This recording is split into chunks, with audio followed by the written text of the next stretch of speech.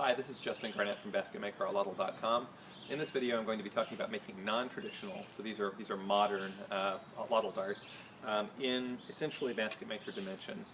So these are going to be made from hardware store materials just simply because standardization of material is extremely useful for acquiring dart shafting relatively easily and quickly.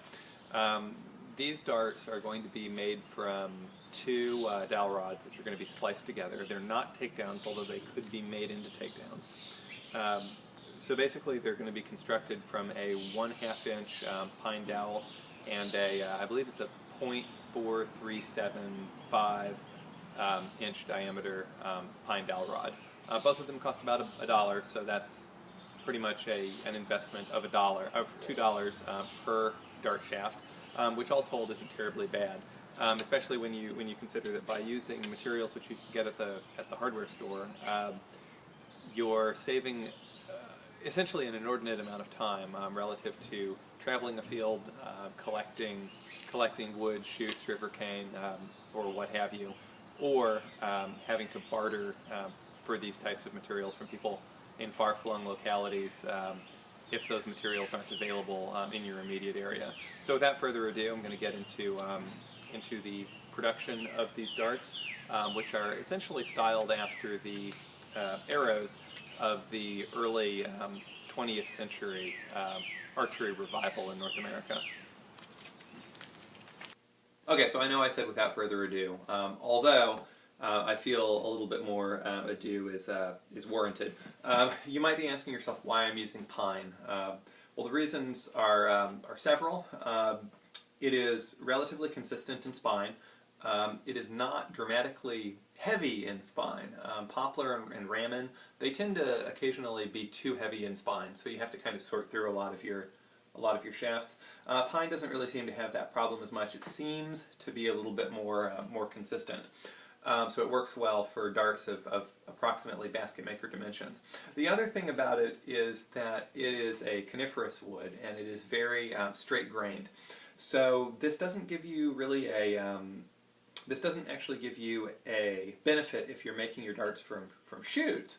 However, when they're being made from doweling that's been run through a doweling machine, because there is less taper of the tree, you wind up with less grain runoff in your dowels. So basically the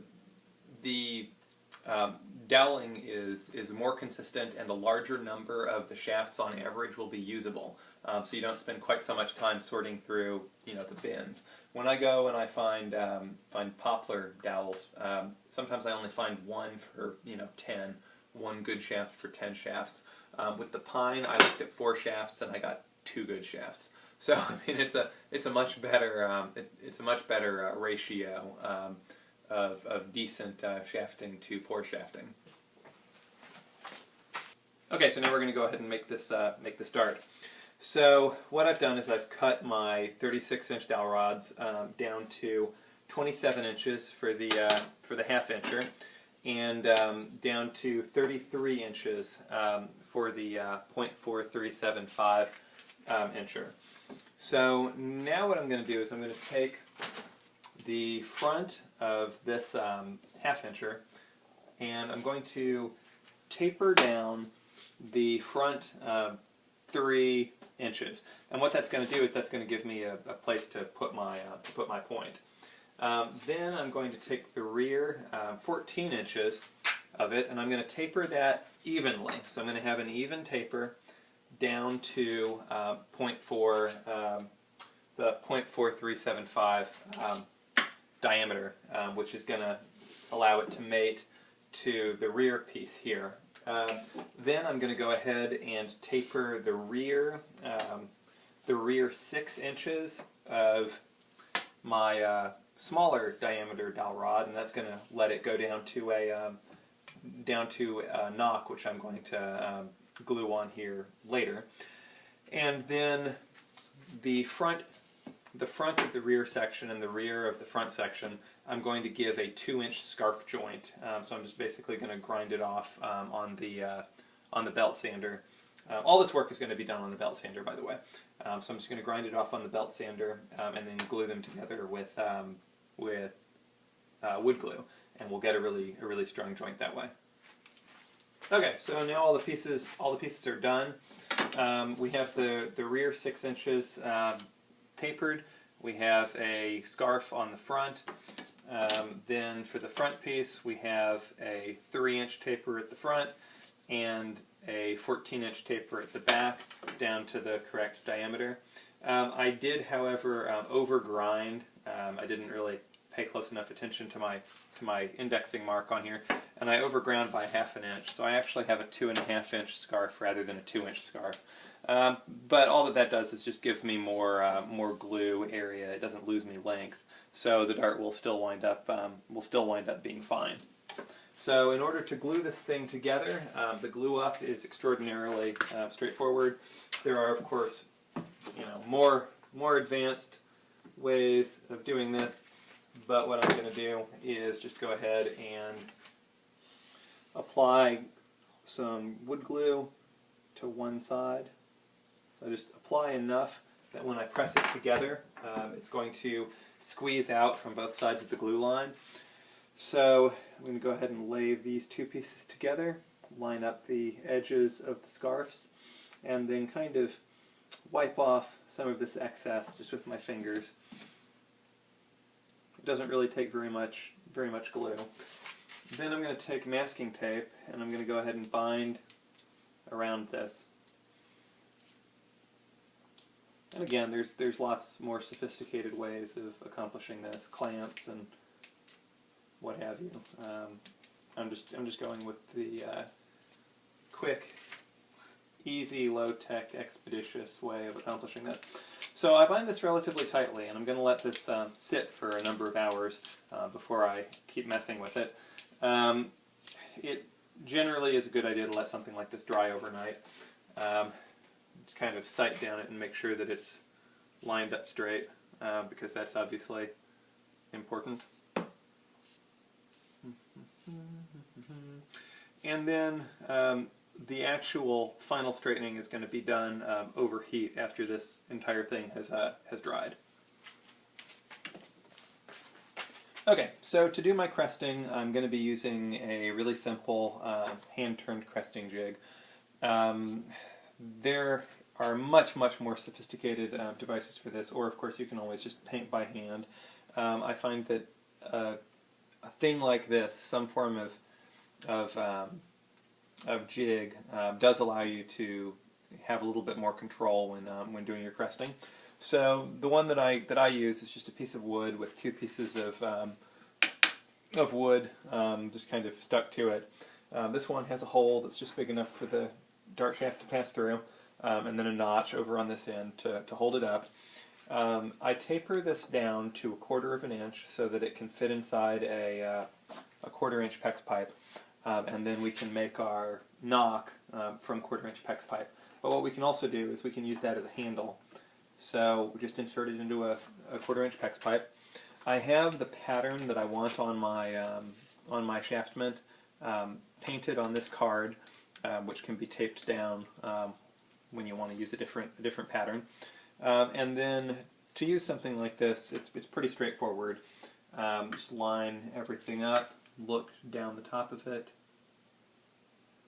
and give it a turn. And what you wind up with are relatively good straight lines. So what I'm going to do is I'm just going to paint this back section, and then I'm going to do the lines up front, and then I'm going to come back and do the white for my middle field.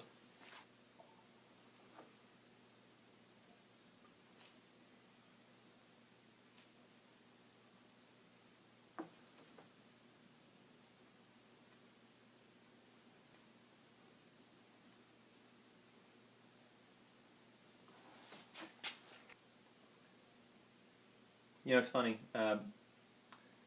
cresting an arrow or a dart does not actually do anything to enhance its performance, but it really does a good job of completing the effect psychologically. There's just something about a nicely painted shaft which just makes it look like you knew what you were doing. You know, it just kind of gives it a finished look.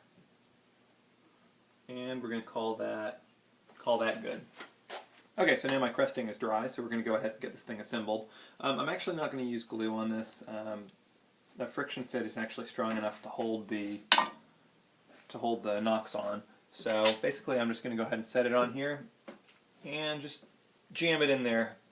Just shove it in there nice and tight so it won't move. Now I'm going to go ahead and add the fletchings.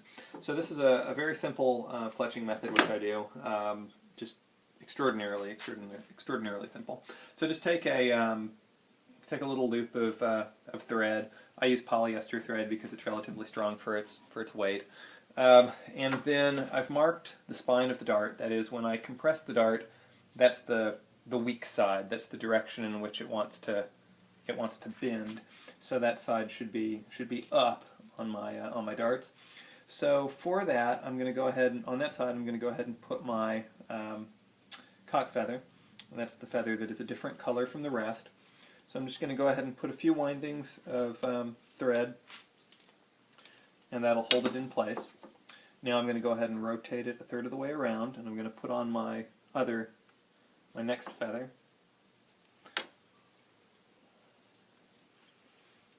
And you don't have to be terribly careful about the positioning here, just because you're going to be able to slide them around before you put the rest of your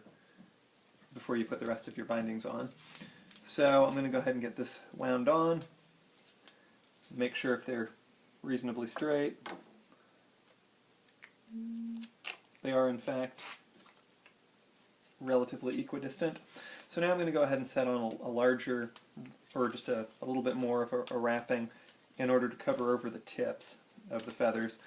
And that's as much for neatness as it is for anything else. The real purpose of that, at least when I do it, is to make sure that the feather doesn't catch on grass or any other objects as it's kind of sliding through the grass.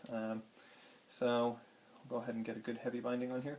Now you can apply glue to this thread binding if you want. I generally don't. So now I've got my thread. I'm going to go ahead and come in and just sort of pull it between the veins of the feathers, more or less at the same angle that the veins come off. Okay, so I've kind of fast forwarded.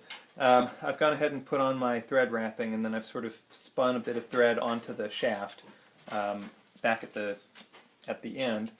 So what I'm going to do now is I'm going to take my loop, I'm going to set it in here, going to wind around it several times. Then I'm going to clip off the excess, pass the tail through my loop, and then while holding that tail, I'm going to go ahead and pull the thread, and then clip off the excess. And what we have now is a completed fletch.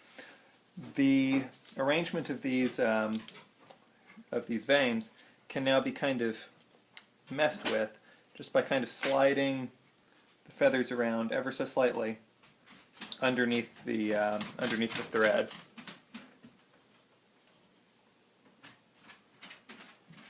Okay, so here is the completed dart minus point.